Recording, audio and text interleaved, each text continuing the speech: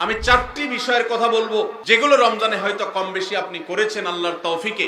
সেই চারটি আমলকে আপনি যদি রমজানের পরেও ধরে রাখতে পারেন, আমি আল্লাহর কাছে বিশ্বাস করি, আল্লাহর কাছে আমার সুধারণা যে আল্লাহ তাআলা আপনার রমজানকে সাকসেস করেছেন, আল্লাহ আপনার রমজানকে কবুল করেছেন, কারণ আপনাকে আল্লাহ আবারও ইবাদতের তৌফিক দিয়েছেন।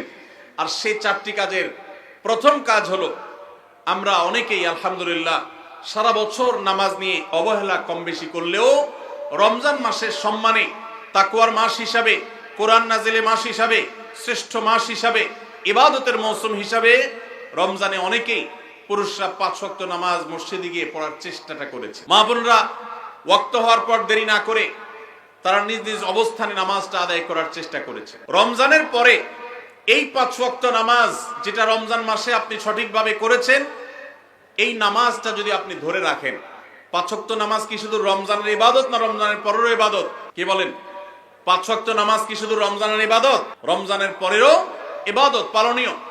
অতএব 5 ওয়াক্ত নামাজ যদি আপনি রমজানের পরে ধরে রাখতে পারেন, আপনার জান জীবন যেতে পারে, অনেক লস হয়ে যেতে পারে, কিন্তু ওয়াক্ত চলে যাবে আর আপনি নামাজ পড়বেন না। ইমানদারের দ্বারা এটা কল্পনা করা যায় না। কোনো মুসলমানের জন্য এটা কল্পনা করা যায় না যে তিনি নামাজের ওয়াক্ত চলে যাবেন আর অবলীলায় তিনি অন্য কোনো কাজে ব্যস্ত থাকবেন। অসম্ভব। এর সাথে ইমানের সাংঘর্ষিকতা এই লেভেলের যে ওমর ইবনুল খাত্তাব রাদিয়াল্লাহু তাআলা বলেছেন, লা হাজ্জা ফিল ইসলাম লিমান তারাকাস সালাহ। যে ব্যক্তি ইচ্ছাকৃতভাবে নামাজ ছেড়ে দেয়, নামাজ ত্যাগ করে, অন্য কাজে মগ্ন থাকে, ওয়াক্ত চলে যায়, ইসলামে তার কোনো হিস্সা নাই, কোনো অংশ নাই, কোনো ভাগ নাই। সে নিজেকে মুসলিম দাবি করবার কোনো নৈতিক অধিকার নাই যে নামাজ ইচ্ছাকৃত পড়ে না, ত্যাগ করে। রমজান মাসের 5 ওয়াক্ত নামাজটা যদি আপনি সারা বছর ধরতে পারেন, এটাকে যদি আঁকড়ে ধরতে পারেন এবং ধরে রাখতে পারেন, তাহলে আপনি একটি আমলে সাকসেস। নাম্বার 2, রমজান মাসে আমরা অনেকেই আল্লাহর দেয়া তৌফিকে গুনাহ এবং পাপাচারের কাছ থেকে বেঁচে থাকার চেষ্টা করেছি। চোখের জিনা, কানের গুনাহ, হাত দ্বারা কৃত অপরাধ, নানাবিধ অপরাধ থেকে আমরা বেঁচে থাকার চেষ্টা করেছি। আল্লাহ তৌফিক দিয়েছেন। কেন? কারণ রমজান মাস তাকওয়ার মাস, গুনাহ ছাড়ার মাস, সেজন্য আমরা গুনাহ ছাড়ার চেষ্টা করেছি। এই যে রমজান মাসে আমরা পাপাচারের কাজ বর্জন করে থাকার চেষ্টা করেছি, রমজানের পরেও যদি এই চেষ্টাটাকে অব্যাহত রাখতে পারি, এটাকে যদি আমরা ধরে রাখতে পারি, ইনশাআল্লাহ আমার রমজান সাধনা সার্থক হয়েছে, আমার রমজানের ইবাদত কবুল হয়েছে আল্লাহর কাছে। এটা বুঝার সবচেয়ে বড় আলামত হলো রমজানের পরেও আপনি আমল ইবাদতের পাশাপাশি গুনাহগুলো থেকে বেঁচে থাকার চেষ্টা করছেন। আপনি কোনো পাপের কাজ করতে যাচ্ছেন, মোবাইলে কোনো হারাম ভিডিও দেখতে যাচ্ছেন, হারাম কোনো বিষয় আপনি লিপ্ত হতে যাচ্ছেন, সাথে সাথে আপনার যদি আল্লাহর কথা স্মরণ হয় আর আপনি ওই হারাম থেকে নিজেকে বাঁচিয়ে রাখতে পারেন, তাহলে আপনার রমজান সাধনা সার্থক। আপনি আর কিছু না পারেন, রমজানের এই দুটি কাজ, প্রথমত 5 ওয়াক্ত নামাজ, দ্বিতীয়ত হলো যেই কোনো পাপাচার থেকে বেঁচে থাকা, এই দুটা যদি করতে পারেন তাহলে অনেকাংশেই আপনার রমজান সফল এবং সার্থক ইনশাআল্লাহ। প্রিয় ভাইরা আমার, আল্লাহ যেখানে বলেই দিয়েছেন ইন্নামা ইয়াতাকাব্বালুল্লাহু মিনাল মুত্তাকিন, আল্লাহ শুধু মুত্তাকিদেরটাই কবুল করেন। মুত্তাকি না হয়ে আল্লাহর কাছে কিছু উপস্থাপন করলে, পেশ করলে, দান দক্ষিণা করলে, কুরবানি করলে, নেক আমল করলে আল্লাহ সেটা কবুল করেন না, মুত্তাকিদেরটাই কবুল করেন। অতএব আপনি মুত্তাকি কিনা তার পরিচয় হবে, তার প্রমাণ হবে আপনি পাপাচার থেকে বাঁচার জন্য সংগ্রাম করছেন কিনা। আপনি যদি গুনাহ থেকে বাঁচার জন্য সংগ্রাম করেন, চেষ্টা করেন, সাধনা করেন, পরিশ্রম করেন, নিয়ত করেন, ইচ্ছা করেন এবং এর জন্য আপনি পদক্ষেপ গ্রহণ করেন, তাহলে তার মানে হলো আপনি মুত্তাকি। যত বেশি গুনাহ থেকে বাঁচার চেষ্টা করতে পেরেছেন তত বড় মাপের মুত্তাকি। আর যত বড় মাপের মুত্তাকি, রমজানের ইবাদত তত বেশি আল্লাহর কাছে কবুল হয়েছে, সেই ধারণা আল্লাহর কাছে আমরা পোষণ করতে পারি ইনশাআল্লাহ। প্রিয় ভাইরা আমার, একজন সাহাবী নবী করিম সাল্লাল্লাহু আলাইহি সাল্লামকে জিজ্ঞাসা করেছেন, হে আল্লাহর রাসূল, কিভাবে আমি সবচেয়ে বড় ইবাদত গুজার হব, সবচেয়ে বড় আমলকারী কিভাবে হতে পারি? আমাদের কাছে বহু মানুষ কাগজ লিখে পাঠান, চিরকুট লিখে দেন যে হুজুর কোন আমলটা করলে বেশি সওয়াব হবে, আল্লাহ বেশি সন্তুষ্ট হবেন, আল্লাহর ইবাদত বেশি হবে কোন আমলটা করলে। প্রিয় ভাইরা আমার, নবী করিম সাল্লাল্লাহু আলাইহি সাল্লাম বলেছেন, ইত্তাকিল মাহারিমা তাকুন আবাদান নাস। তুমি হারাম কাজ থেকে বেঁচে থাকো, অবৈধ কাজ থেকে নিজেকে বিরত রাখো, গুনাহের ধারে কাছেও যেও না, পাপাচারের পথ মারিও না। তুমি সবচেয়ে বড় ইবাদত গুজার হবে, সবচেয়ে বড় নেক আমল হতে পারবে। অনেক বেশি নফল রোজা রাখে, অনেক বেশি দোয়া দুরূদ পড়ে, অনেক বেশি কোরআন তেলাওয়াত করে, অনেক বেশি নফল দান সাদেকা করে, অনেক বেশি নফল কাজ করে, এই লোক আল্লাহর খাতা বড় ইবাদত গুজার নয়। আমাদের স্মৃতিতে ইবাদত গুজার বলতে ভেসে ওঠে সারাক্ষণ নামাজেরই ব্রত থাকা মানুষের কথা। আমাদের স্মৃতিতে ভেসে ওঠে ইবাদত গুজার মানে হলো ঘন ঘন নফল রোজা রাখা ব্যক্তির ছবি। আমাদের স্মৃতিতে ইবাদত গুজার বলতে ভেসে ওঠে যে ব্যক্তি অনেক বেশি নফল আমল, জিকির, আজকার ইত্যাদিতে মাশগুল থাকে। অথচ নবীজি বলছেন ইত্তাকিল মাহারিমা তাকুন আবাদান নাস। তুমি হারাম কাজ থেকে বেঁচে থাকো, সবচেয়ে বড় ইবাদত গুজার হতে পারবে, সবচেয়ে বড় নেক আমল হতে পারবে যদি তুমি হারাম কাজ থেকে বেঁচে থাকতে পারো। ভাইরা আমার, আপনি যদি আপনার এই দুই ঠোঁট দিয়ে কোনো কটু কথা, অশ্লীল কথা, গালিগালাজ এটা আপনার মুখ দিয়ে যদি বের না হয়, রমজানের আগে হতো, রমজান মাসে আপনি তওবা করেছেন, রমজানের পরেও এই সংগ্রামে আপনি জিতে আছেন, টিকে আছেন, আপনার মুখ দিয়ে কোনো অন্যায় হয় না, তার মানে হলো আপনি মুত্তাকিদের কাতারে শামিল হতে পেরেছেন, আপনি গুনাহ থেকে বাঁচতে পেরেছেন। আপনার আমল দেখা যায় না, কিন্তু এই যে গুনাহ থেকে বাঁচার সংগ্রামে আপনি জিতে গেছেন, আপনি নিজেকে বাঁচিয়ে রাখতে পেরেছেন, এটাই হলো আপনার সফলতা, এটাই হলো আপনার সার্থকতা। আজকাল নফল রোজা, নফল নামাজ, নফল দোয়া দুরূদ, নফল জিকির আজকার, নফল দান সাদকা করা মুসলমানের সংখ্যা কম নয় সমাজে। যেই মুসলমানের অভাব সেটা হলো গুনাহমুক্ত জীবন গঠন করা মুসলমানের অভাব, মুত্তাকি মানুষের অভাব, গুনাহমুক্ত মানুষের অভাব। গুনাহমুক্ত মানুষ পাওয়া যায় না। ভাইরা আমার, আমাদের চেষ্টা করতে হবে আমার হাত এবং মুখ দ্বারা কারোর অধিকার খর্ব হবে না, কারোর কষ্ট হবে না। মুসলমান তো বটে, অমুসলমানকেও কোনো কষ্ট আমি দেব না, কারোর অধিকার নষ্ট হবে না, সম্পদে কারোর হক আমি নষ্ট করব না। আমি ওয়াজ মাহফিল শুনলাম, দিন কি দিন শুনলাম, ঘন্টাকে ঘন্টা শুনলাম, শুনতে শুনতে আমি কেঁদে দিলাম। 2 পয়সার কোনো ভ্যালু নাই যদি আমি দোকানদারি করতে গিয়ে কাস্টমারের সাথে 2 নাম্বারি করি, কাস্টমার হয়ে দোকানদারের সাথে 2 নাম্বারি করি, জমির আইল ঠেলাঠেলি করি, আরেকজনের ফসল আমি নিজে তুলে নিয়ে আসি, অন্যায়ভাবে কারোর হক নষ্ট করি, কথা দিয়ে কাউকে কষ্ট দেই, আচরণ দিয়ে কাউকে কষ্ট দেই, কারোর কোনো অধিকার নষ্ট করি, কারোর গীবত শিকায়াত করি, কারোর পেছনে তার সমালোচনা করি, কাউকে নিয়ে ব্যঙ্গ বিদ্রুপ করি, কাউকে আমরা ব্যঙ্গ নামে ডাকি, ফেসবুকে, সোশ্যাল মিডিয়াতে অথবা অফলাইনে, অনলাইনে, যে কোনো সেক্টরে, যে কোনো জায়গাতে, যেই কোনো প্ল্যাটফর্মে এ ধরনের গুনাহের কাজে যদি আপনি লিপ্ত থাকেন, তো আপনার এই শত শত মাহফিল, হাজারো মাহফিল শোনা, মাহফিলে আসা, এটার কোনো মানে হতে পারে না। আল্লাহ আমাদের সবাইকে রমজান মাসে গুনাহ থেকে বাঁচার যে চেষ্টাটুকু আমরা করতাম, রমজানের পরেও সেটাকে আমাদের ধরে রাখার তৌফিক দান করুন। রমজানের পরে গুনাহ থেকে বাঁচার চেষ্টা করবো তো ইনশাআল্লাহ। অনেক ভাইরা আছেন অনেক হারাম কাজ করেন নাই, কেন? রমজান মাস, কিন্তু এখন আবার সেটা শুরু করে দিয়েছেন। এর মানে হলো আপনার রমজানের ইবাদত কবুল হওয়ার সম্ভাবনা ক্ষীণ। নিশ্চিত তো বলা যাবে না, তবে প্রবল সুধারণা করা যায়, সম্ভাবনা অনেক প্রবল যদি আপনার সেই রমজানের আমলগুলোকে আপনি এখন ধরে রাখতে পারেন। অন্য সব না পারেন, অন্তত আমি 4টা আমলের কথা বলেছি, 5 ওয়াক্ত নামাজ আর সকল প্রকার গুনাহ এটা থেকে বিরত থাকা, আর 3 নম্বর হলো কোরআনে কারীমের তেলাওয়াত। অনেকে আমরা আলহামদুলিল্লাহ কোরআন তেলাওয়াত করেছি রমজানে, কারণ রমজান মাস কোরআন নাজিলের মাস। আমাদের সালাফ পূর্বসূরীরা রমজান মাসে কোরআন হাত থেকে রাখতেন না। আমরা অনেকেই নিজে কোরআন খতম দিয়েছি, যারা খতম দিতে পারেন না একটু হলো তেলাওয়াত করেছেন, তারাবিতে হাফেজ সাহেবের কাছ থেকে তেলাওয়াত শুনেছেন, কোনো না কোনো ভাবে কোরআনের সান্নিধ্যে এসেছেন।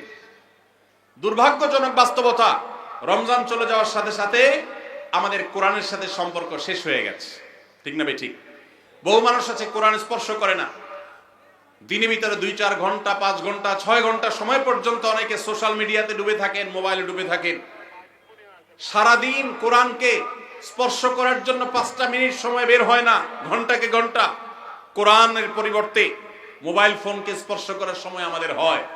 মনে রাখবেন, আপনার রমজানের আমল ইবাদত সার্থক হবে, সফল হবে, কবুল হওয়ার সম্ভাবনা জোরালো হবে যদি রমজানে যে কোরআন আপনি প্রতিদিন 2-4 পারা তেলাওয়াত করেছেন, এখন 2-4 পারা না পারেন 2-4 পৃষ্ঠা হলেও পড়েন, কিন্তু আপনার দিনের একটা সময় অবশ্যই বরাদ্দ থাকা উচিত কোরআনের জন্য।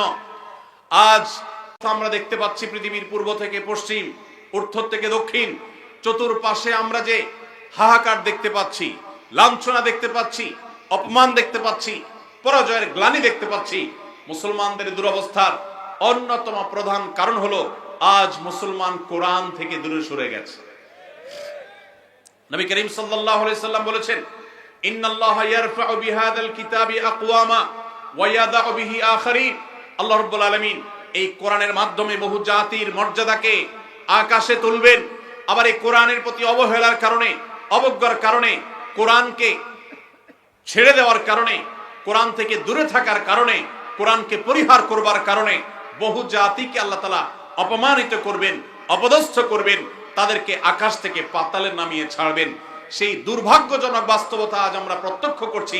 মুসলমানের ঘরে কোরআন পড়ার কোনো অভ্যাস নেই, কোরআনের চর্চা নেই, কোরআনের আলোচনা নেই, কোরআনের আলোকে জীবন গড়বার কোনো পরিকল্পনা আমাদের মধ্যে নেই। এজন্য ভাইরা, রমজান মাসে যে কোরআনের সান্নিধ্যে আমরা ছিলাম, রমজানের পরে অল্প অল্প করে হোক প্রতিদিন আপনি কোরআন তেলাওয়ার চেষ্টা করেন।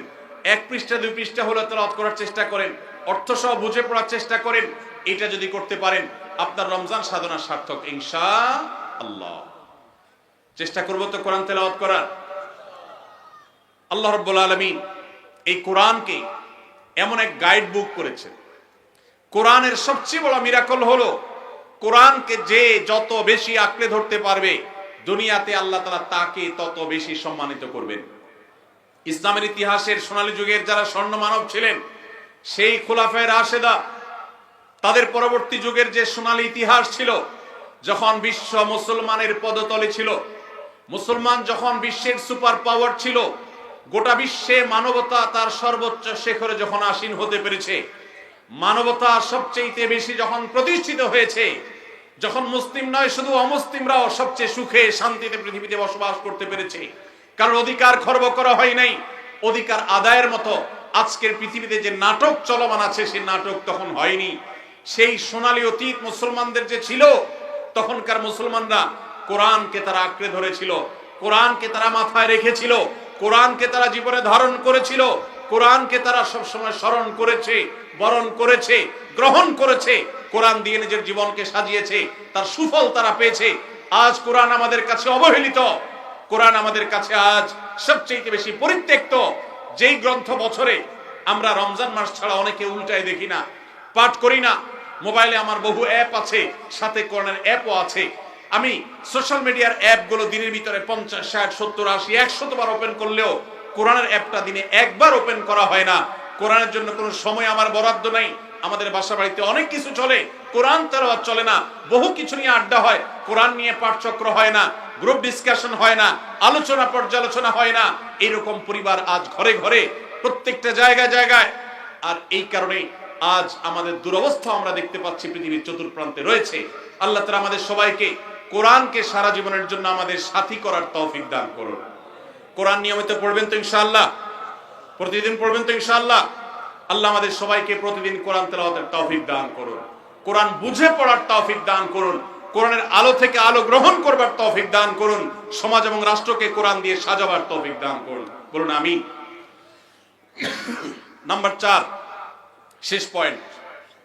রমজান উপলক্ষে আমরা অনেকেই ভোর রাতে সাহরি খেতে উঠে আল্লাহর কাছে কম বেশি দোয়া করার চেষ্টা করেছি, 2-4 রাকাত তাহাজ্জুদ নামাজ পড়ার চেষ্টা করেছি, ঠিক না ঠিক? ইফতার সামনে নিয়ে অনেকে দোয়া করেছেন। রমজান মাসে রোজাদারের দোয়া কবুল হয় দিনের বেলা, অনেকে দোয়া করেছেন।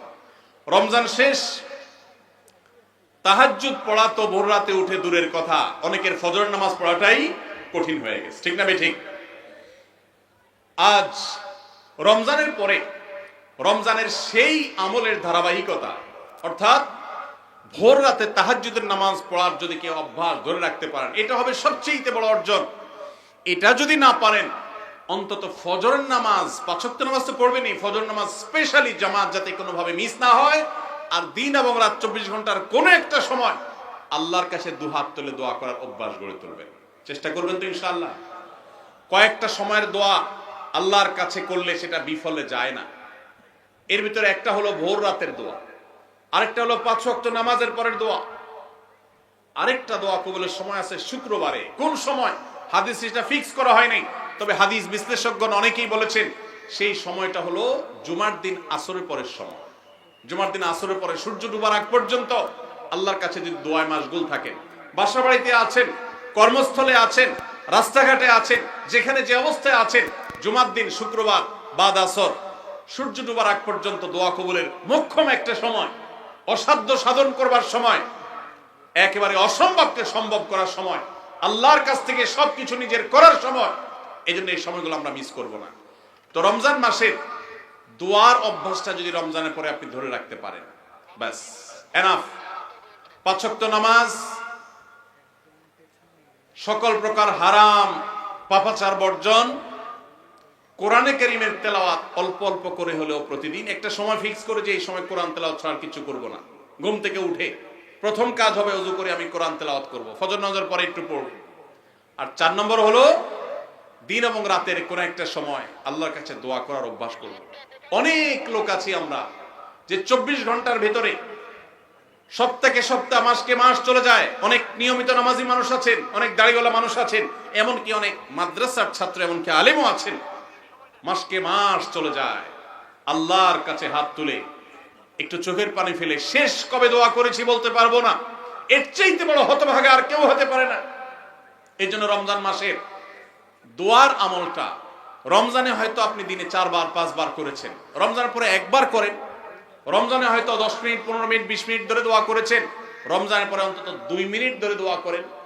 এই 4টা কাজ, 5 ওয়াক্ত নামাজ, সকল পাপাচার বর্জন, কোরআনে কারীমের তিলাওয়াত, আর দিন এবং রাতের কোন একটা সময় আল্লাহর কাছে দোয়ায় মাশগুল হওয়া, এই 4টা কাজ রমজানের, এগুলো যদি আপনি ধরে রাখতে পারেন তো ইনশাআল্লাহ আপনার রমজান সাধনা, আপনার রমজানের ইবাদত বন্দেগী আল্লাহর কাছে কবুল হয়েছে। আল্লাহ আপনাকে মুত্তাকি হওয়ার তৌফিক দিয়েছেন, মুত্তাকিদেরটাই আল্লাহ কবুল করেন। অতএব আপনার রমজানের ইবাদত এবং সাধনা কবুল হয়েছে, সার্থক হয়েছে, সেই সুধারণা আপনি পোষণ করতে পারেন। সবাই চেষ্টা করবো তো ইনশাআল্লাহ। আল্লাহ আমাদের সবাইকে সেই তৌফিক দান করুন। রমজান মাসে আমল এবং ইবাদত আবার রমজান আসবে, সেই জন্য তোলা না রেখে এখনো, অর্থাৎ রমজান পরবর্তী সময় আমরা করার চেষ্টা করবো ইনশাআল্লাহ। এটাই হলো পুরো আলোচনার সামারি। সবাই চেষ্টা করবো তো ইনশাআল্লাহ। আল্লাহ আমাদের সবাইকে তৌফিক দান করুন।